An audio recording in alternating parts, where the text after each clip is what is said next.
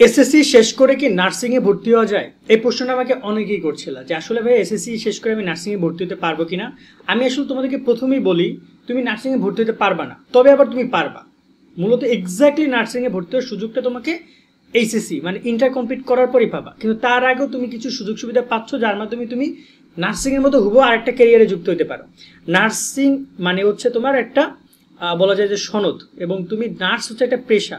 তুমি যখন একটা পেশায় যাবা নার্সিং কমপ্লিট করে, একটা একাডেমিক ক্যারিয়ার প্রায় 3 বছরের একটা নার্সিং ক্যারিয়ার থাকে। বিএসসি নার্সিং এর ক্ষেত্রে 4 বছর হয়। নার্সিং এর অনেক ধরনের তফাৎ, অনেক ধরনের কোর্স রয়েছে। 3টা কোর্স রয়েছে, মিডওয়াইফারি নার্সিং, ডিপ্লোমা নার্সিং আর হচ্ছে বিএসসি নার্সিং, টোটাল 3টা কোর্স।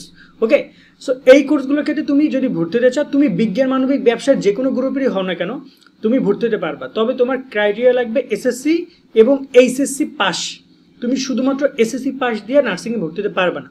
তবে তুমি নার্সিং ভর্তি না হলেও আরেকটা জায়গায় ভর্তি হতে পারবা যেটা নার্সিংয়ের মতো হুবাহু, তবে অবশ্যই নার্সিংয়ের থেকে একটু কম লিমিটেড, কারণ নার্সিং করতে হলে যেহেতু তোমাকে আরও একটা গ্রেড আপডেট করতে হচ্ছে। বাট এক্ষেত্রে তুমি ভর্তি হতে পারো প্যারামেডিক্যালে। আমি গত কয়েকদিন আগেও এই ভিডিওটা করেছি, তোমরা দেখবে প্যারামেডিক্যালে ইন ডিটেলস নিয়ে এসএসসির পর প্যারামেডিক্যাল কীভাবে করা যায়। সেক্ষেত্রে আমি বলবো যে তোমরা চাইলে প্যারামেডিক্যাল কোর্সটা দেখতে পারো। প্যারামেডিক্যালের সাজেশন আমি এই কারণে দিচ্ছি কারণ অনেকেই রয়েছে যারা কিনা পড়াশোনা অতদূর পর্যন্ত টানতে পারো না, তারা চাইলে প্যারামেডিক্যালকে চুজ করতে পারো। এক্ষেত্রে প্যারামেডিক্যালের সুযোগ সুবিধা এভরিথিং কীভাবে কী হয় না হয় চাকরির ক্ষেত্র আমরা ওই ভিডিওতে ডিটেলস কথা বলেছি। এবার একটু কথা বলি নার্সিং নিয়ে। যদি যাদের টার্গেট নার্সিংয়ে ভর্তি হওয়া স্বপ্ন, তারা কি করতে পারো? নর্মালি তোমাকে এই মুহূর্তে যেটা করতে হবে, তুমি এসএসসি পরীক্ষা দিয়েছো ভালো কথা, এখন তুমি এইচএসসির জন্য প্রিপারেশন এবং এসএসসিতে ভালো রেজাল্ট করো। নার্সিং একটা ভর্তি পরীক্ষা হয়, মনে রাখবা। নার্সিংয়ে তুমি চাইলেই যা ইচ্ছে যে কলেজে ভর্তির ক্ষেত্রে তুমি জিপিএফ দিয়ে অ্যাপ্লাই করে ভর্তি হয়ে যাবা, বাট নার্সিংয়ে তা হয় না। নার্সিংয়ের টোটাল 2টা সেক্টর, এক হচ্ছে সরকারি আর এক হচ্ছে বেসরকারি। তুমি নার্সিং ভর্তি পরীক্ষা দিবা, পরীক্ষা দিয়ে তুমি যদি পাশ করো, পাশ করলে তুমি চাইলে বেসরকারিতে ভর্তি হতে পারবা। ওকে, নার্সিংয়ে 100 নম্বরের পরীক্ষা হবে, যেখানে পাস মার্ক হচ্ছে 40 পেলে তুমি যে কোনো বেসরকারি নার্সিংয়ে ভর্তি হতে পারবা। কিন্তু তুমি যদি সরকারি নার্সিংয়ে পড়তে চাও তাহলে তোমাকে শুধু পাস করলে হবে না, তোমাকে অনেক ভালো রেজাল্ট করতে হবে। দেখা যায় যে বিভিন্ন জায়গায় 70-80 মার্ক পর্যন্ত তোমাকে 100 মার্কের পরীক্ষা রাখতে হবে, তবে তুমি দেখা যায় সরকারি কলেজগুলোতে চান্স পাবা।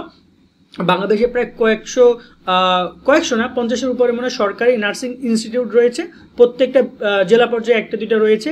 সেই ইনস্টিটিউটে তুমি ভর্তির সুযোগ পাবে, এবং এটা অটোমেটিক্যালি চলে আসবে মেডিকেলের মতো করে। মানে তুমি যত ভালো রেজাল্ট করবে তত ভালো, এবং তুমি কলেজ চয়েস দিবা তত ভালো কলেজে তুমি সুযোগ পাবা নার্সিংয়ে। এবং সরকারিতে তুমি যদি চান্স পাও, সরকার, তুমি তো টাকা দিবা দূরের কথা, সরকার উল্টো তোমাকে টাকা দিবে, যেটাকে বলে স্টাইপেন্ড বা আমরা বৃত্তি বলি।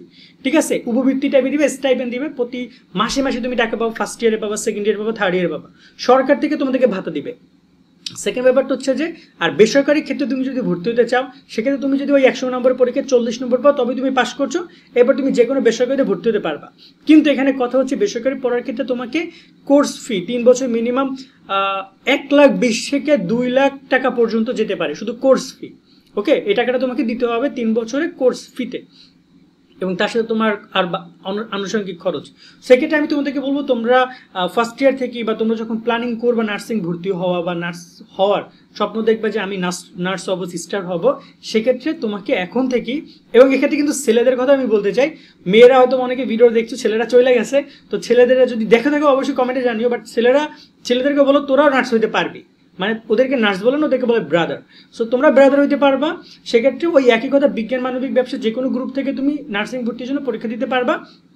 তবে বেশ কিছু বেসিক বিষয় রয়েছে, যেমন বিজ্ঞানী শিক্ষার্থীরা শুধু বিএসসি নার্সিং করতে পারবে। ঠিক আছে, মানে বিএসসি নার্সিং করতে পারবে শুধু বিজ্ঞানী শিক্ষার্থীরা। আর এই যে ডিপ্লোমা ইন নার্সিং এবং মিডওয়াইফারি নার্সিং, এটা বিজ্ঞান মানবিক সবাই অ্যাপ্লাই করতে পারবে। ঠিক আছে, সো আশা করি পুরো বিষয়টা তোমরা বুঝেছো।